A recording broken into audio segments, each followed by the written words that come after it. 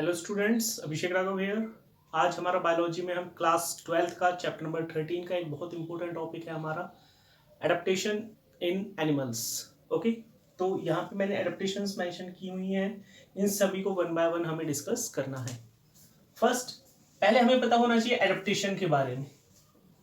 जो एनिमल हैं to adapt या change according to the surrounding unfavorable conditions to change according to the surrounding unfavorable conditions, ताकि वो आसानी से डिफरेंट हैबिटेट्स में अपने आप को क्या कर सके, अडेप्ट कर सके। so as to adapt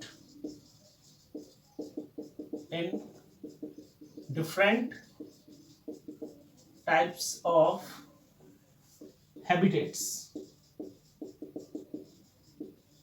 It also leads to natural selection.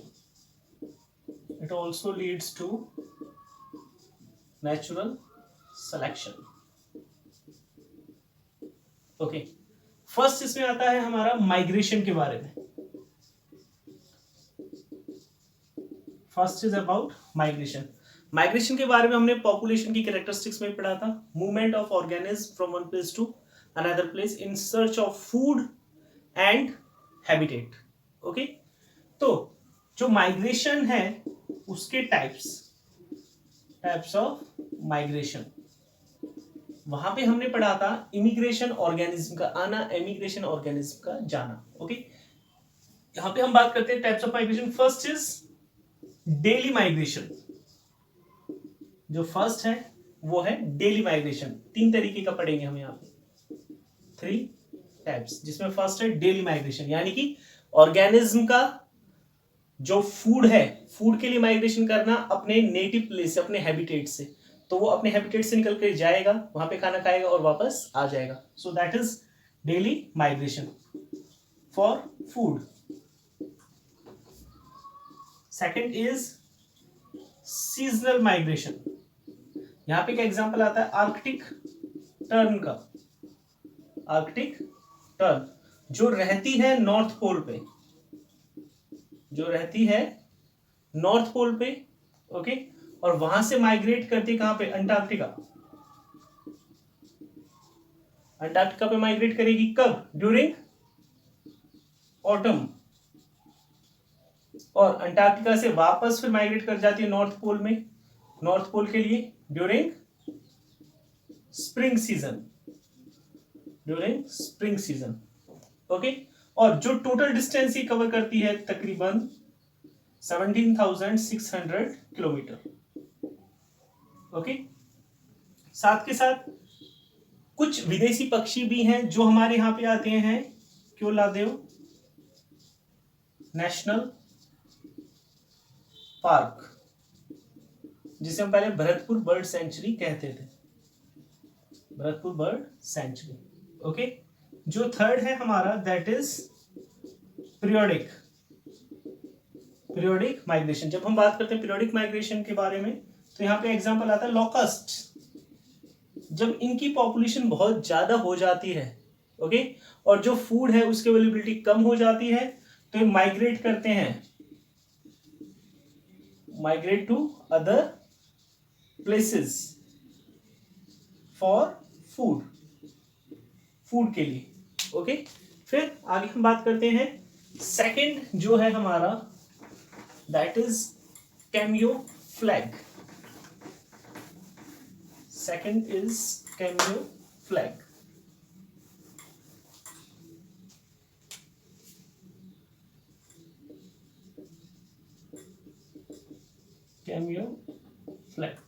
कैमियोफ्लैग की केस में होता है क्या है, जो ऑर्गेनिज्म seems या hides itself to the surrounding environment। यहां पे आप रिजेंबल्स भी लिख सकते हैं। Organism resembles itself to the surrounding environment, किस चीज के लिए? To protect itself from predator, predator से अपने आप को बचाने के लिए, और to attack on its prey, या अपने प्रे के ऊपर अटैक करने के लिए। ओके, तो इसमें जो एग्जाम्पल्स आते हैं हमारे, एग्जाम्पल इसमें आता है प्रेइंग मैंथिस, प्रेइंग मैंथिस। जो प्रेइंग मैंथिस है वो अपने आप को छिपा के रखता है अपने सराउंडिंग में, और जैसे ही कोई प्रे आएगा तो उसके ऊपर attack on the prey. Second, leaf grasshopper,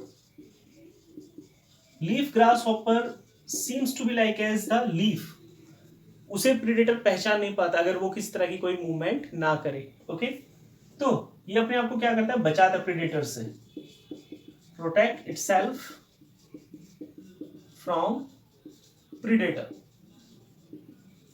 एक हम बचपन से सुनते आ रहे हैं,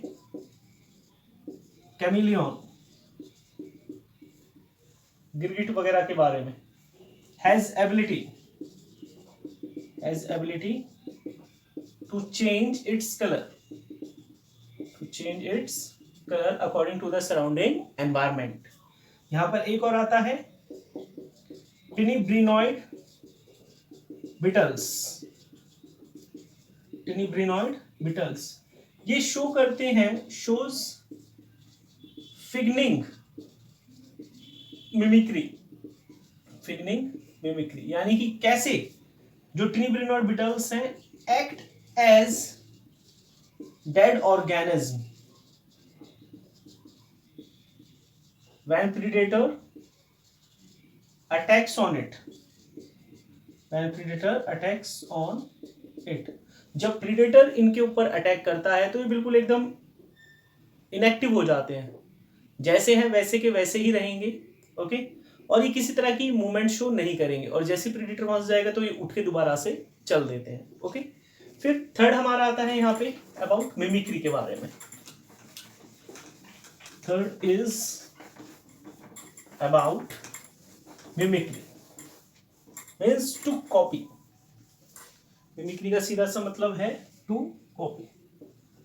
third is mimicry, to copy। यहां पे होगा क्या? एक ऑर्गेनिज्म कॉपी करेगा दूसरे ऑर्गेनिज्म को, वन ऑर्गेनिज्म यानी कि mimic copies to another organism called model, जिसे हम कहते हैं मॉडल। जो कॉपी करेगा उसे हम कहेंगे मिमिक, जिसकी कॉपी की जाएगी उसे हम कहते हैं मॉडल। और जो मिमिक्री का मैकेनिज्म है इसके बारे में बताया था हेनरी बेट्स ने, ओके, तो इनके नाम पे ही एक तरह की मिमिक्री दी गई है, कौन सी? Batesian mimicry. और बैट्सन मिमिक्री होता क्या है? एक फिनोमिनन ऑब्जर्व किया गया कि एक होती है वायसराय बटरफ्लाई, वो कॉपी करती है, कॉपीज टू मोनार्क बटरफ्लाई, अपने आप को बचाने के लिए प्रीडेटर से, क्योंकि जो वायसराय बटरफ्लाई है वो कैसी है? पैलेटेबल, उसे खाया जा सकता है, जबकि जो मोनार्क बटरफ्लाई ये कैसी होती है? Highly distasteful. तो ये कैसी है? हाईली डिस्टेस्टफुल, यानी कि अनपैलेटेबल। ओके, तो जो वायसराय बटरफ्लाई है वो कॉपी उसके जैसा दिखने की कोशिश करती है, ताकि जो प्रीडेटर है वो उसको क्या समझे? मोनार्क बटरफ्लाई समझे, और उसके ऊपर फीड ना करे। सेकंड यहां पे आता है म्यूलेरियन मिमिक्री। म्यूलेरियन मिमिक्री के केस में क्या होगा? यहां पे क्वीन बटरफ्लाई वो कॉपी करती है किसको? इसी को, मोनार्क बटरफ्लाई को ही, मोनार्क बटरफ्लाई को ही। हालांकि जो क्वीन बटरफ्लाई ये भी कैसी है, डिसटेस्टफुल है, डिसटेस्टफुल। ये कॉपी करेगी मोनार्क बटरफ्लाई को। क्यों? अगर प्रीडेटर को कुछ मिलेगा ही नहीं तो वो इसी को फिर खा सकता है। ओके, इसलिए वो कॉपी करती है किसे? मोनार्क बटरफ्लाई को। ओके, थर्ड इसमें आता है हमारा एल्यूरिंग एग्रेसिव मिमिक्री। यानी कि यहां पे जो ऑर्गेनिज्म है एल्यूर्स, वो भ्रम में डालेगा प्रीडेटर को या प्रे को।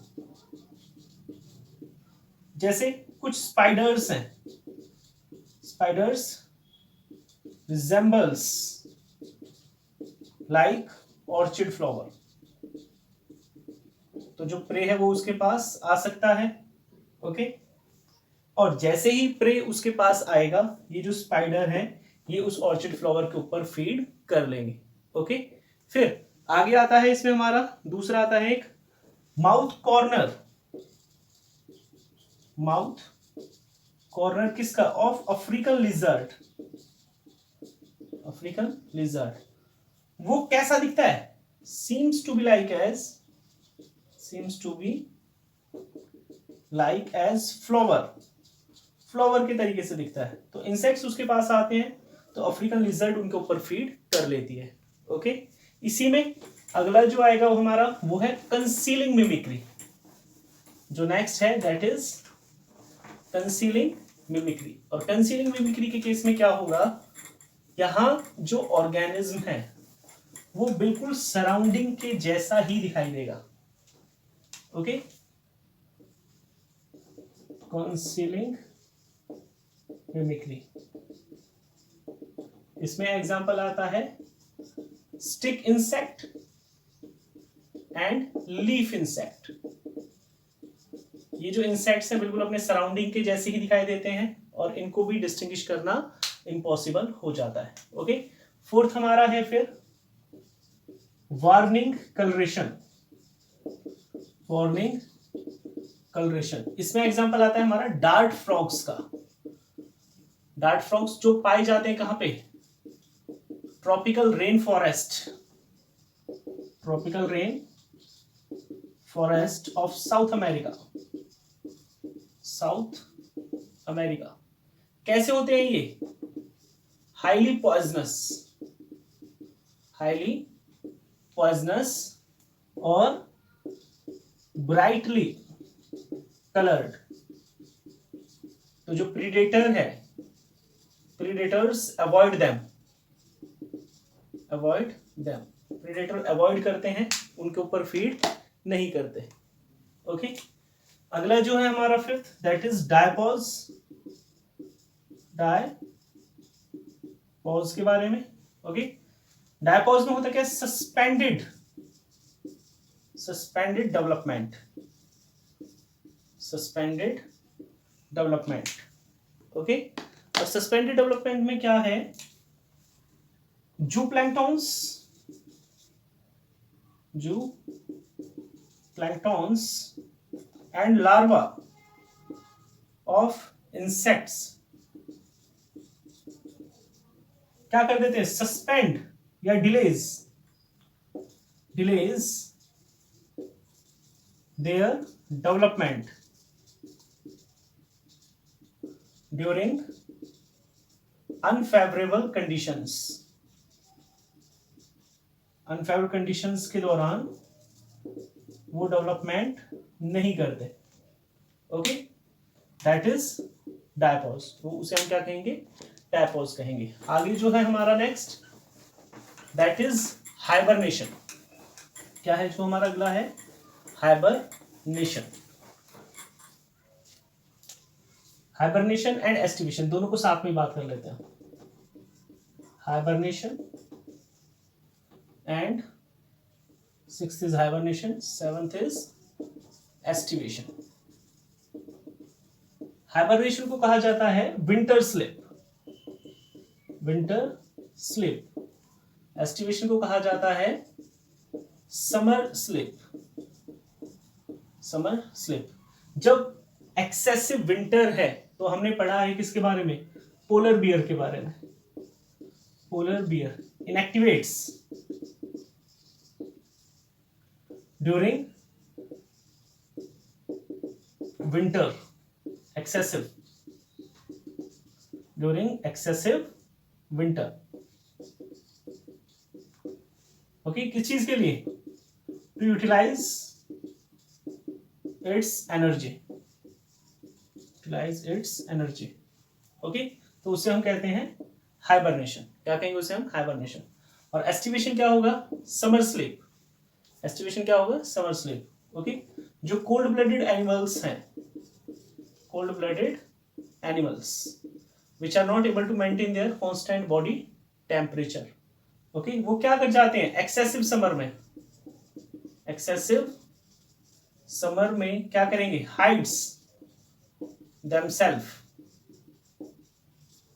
into burrows, अपने आप को बिलों में छुपा लेते हैं, तो उसे हम क्या कहेंगे? Summer sleep. ओके, अगला हमारा है एडेप्टेशन टू एक्सेसिव कोल्ड, और यहाँ पे जो मैकेनिज्म है इसको हम क्या देते हैं?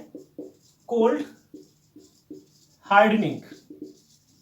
क्या कहेंगे इसे हम? Cold hardening. जब बहुत ज्यादा क्या है?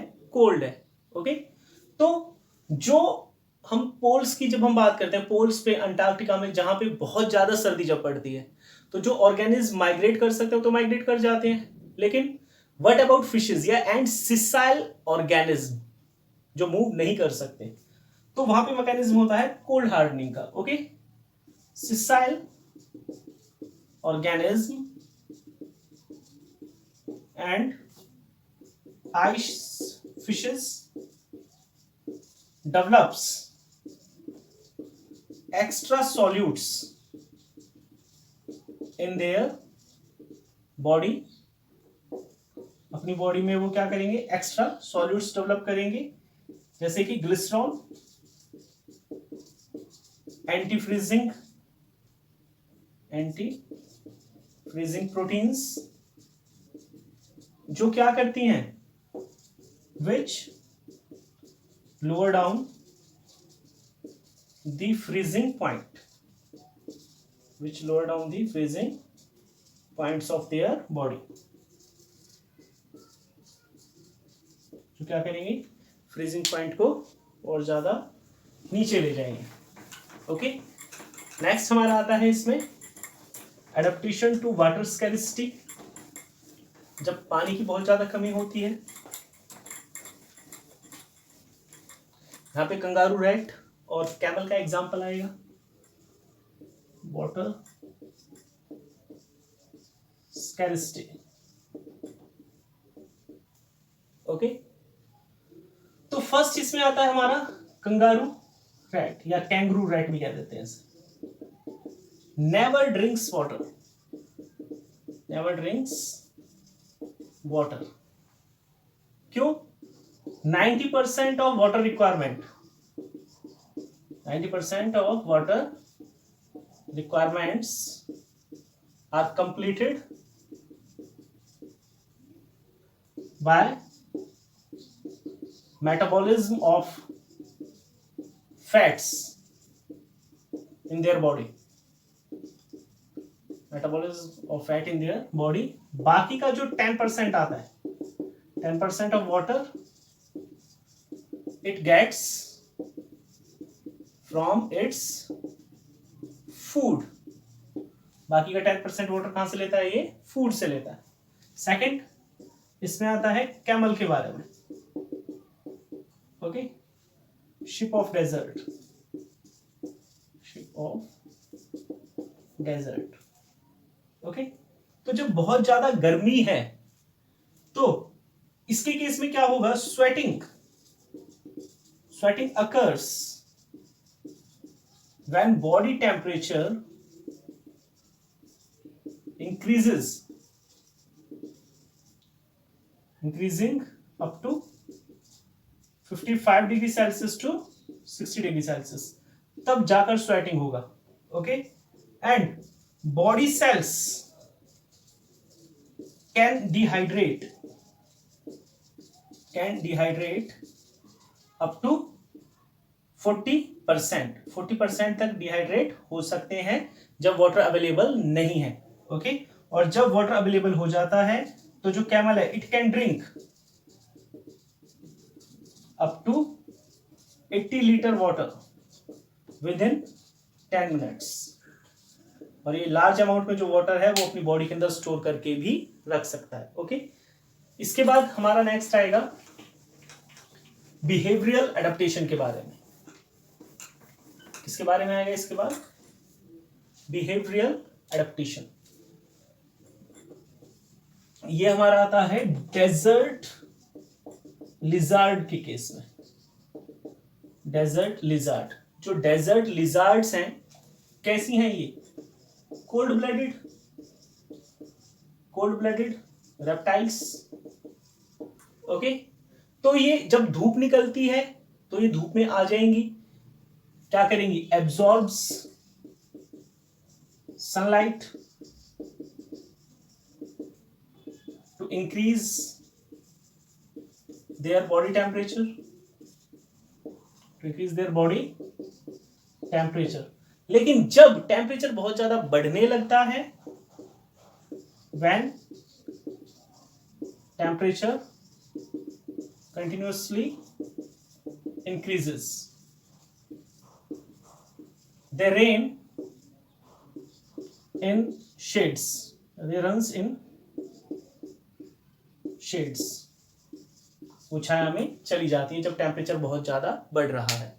ओके, फिर आता है इसमें हमारा फिनोटिपिक प्लास्टिसिटी। जो नेक्स्ट है हमारा that is phenotypic plasticity. Phenotypic plasticity यानी कि organism quickly adapt itself to stressful condition. Stressful condition में वो अपने आप को एक साथ क्या कर लेगा? अडेप्ट कर लेगा। ओके, यहां पे एग्जांपल आता है किसका? Altitude sickness. एल्टीट्यूड सिकनेस, जब हम हाई एल्टीट्यूड पे जाते हैं, तो वहां पे क्या है? लो ऑक्सीजन, जिसकी वजह से क्या होता है? कॉजेज नोसिया, हेडेक, वॉमिटिंग, ये कुछ सिम्टम्स अपीयर होते हैं। इसे हम कहते हैं एल्टीट्यूड सिकनेस। क्यों? क्योंकि वहां पे ऑक्सीजन कम है। लेकिन कुछ समय के बाद हमारी जो बॉडी है वो अपने आप को अडेप्ट करती है। कैसे? Body produces large number of RBC, large number में आरबीसी प्रोड्यूस करेगी। ओके, जो oxygen binding capacity decreases, oxygen binding capacity of haemoglobin की जो ऑक्सीजन बाइंडिंग कैपेसिटी वो क्या है होती है? घट जाती है। नॉर्मली एक हीमोग्लोबिन का मॉलिक्यूल 4 ऑक्सीजन के मॉलिक्यूल्स को कैरी करता है, तो वहां पे वो जितना ऑक्सीजन अवेलेबल होगा, 2 है 3 है, उन्हीं को लेकर वो बॉडी टिश्यूज तक पहुंचाएगा। तो इस तरीके से जो स्ट्रेसफुल कंडीशन है उसमें जो बॉडी है वो अपने आप को अडेप्ट करती है।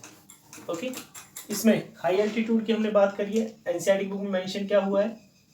रोहतांग पास, मनाली से आगे जाते हैं जब हम लेह के लिए, वहां पड़ता है, और Mansarovar lake.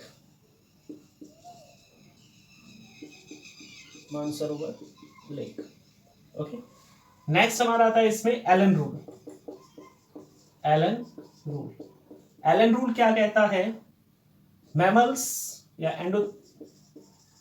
Endothermic organism of cold area have small body parts like ear, tails, snout and legs। किस चीज के लिए? To avoid हीट लॉस को अवॉइड करने के लिए as compare to endothermic organism of warmer area, endothermic organism of warmer area. ठंडे एरियाओं के जो जानवर हैं एंडोथर्मिक ऑर्गेनिज्म जो अपनी बॉडी के टेम्परेचर को मेंटेन कर सकते हैं, तो उनके जो बॉडी पार्ट्स होते हैं वो छोटे होते हैं इसके कंपैरिजन में वार्म एरिया के एंडोथर्मिक ऑर्गेनिज्म के कंपैरिजन में। ओके, सेकंड इसमें आता है हमारा बर्गमान रूल। लेकिन जो बॉडी साइज होगा एंडोथर्मिक ऑर्गेनिज्म, इसमें मेनली मैमल्स एंड बर्ड्स आते हैं, mammals and birds have large body size as compare to किसके कंपैरिजन में, warm body areas, endothermic organism of cold area have large body size as compared to warm body areas. Okay, endothermic mammals of warm areas. फिर इसमें हमारा एक छोटा सा topic और रह जाता है रेगुलेटर्स के बारे में एंड अबाउट कन्फर्मर्स के बारे में। Okay, about regulators and conformers, काफी इंपॉर्टेंट टॉपिक वो है, अभी डिस्कस कर लेते हैं, ज्यादा टाइम नहीं लगेगा उसमें भी। Regulators can maintain body temperature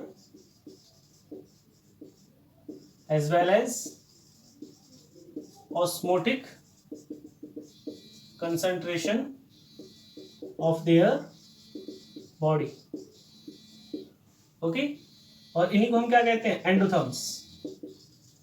क्या कहते हैं इन्हीं को हम, एंडोथर्म्स। इसमें आ जाते हैं हमारे मैमल्स एंड बर्ड्स भी कुछ लिमिट तक मेंटेन कर सकते हैं। ओके, थर्मोरेगुलेटर्स भी कह दिया जाता है इनको। थर्मोरेगुलेटर्स जब टेम्परेचर मेंटेन करेंगे, और ऑस्मोरेगुलेटर्स जब ऑस्मोटिक कंसंट्रेशन को मेंटेन करेंगे। ओके, फिर जो कन्फर्मर्स हैं, सेकंड कन्फर्मर्स, तकरीबन 99% ऑफ ऑर्गेनिज्म, प्लांट्स कैसे हैं, वो कन्फर्मर्स हैं, वो अपनी बॉडी के टेम्परेचर को मेंटेन नहीं कर सकते। ओके, यहाँ पे एक एग्जांपल आता है, काफी बार क्वेश्चन में भी आ जाता है, हमिंग बर्ड और shrews not found in cold area. क्यों? क्योंकि इनका क्या है, बॉडी साइज स्मॉल है but larger surface area,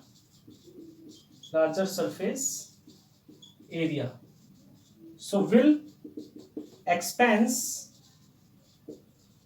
their all energy in thermoregulation.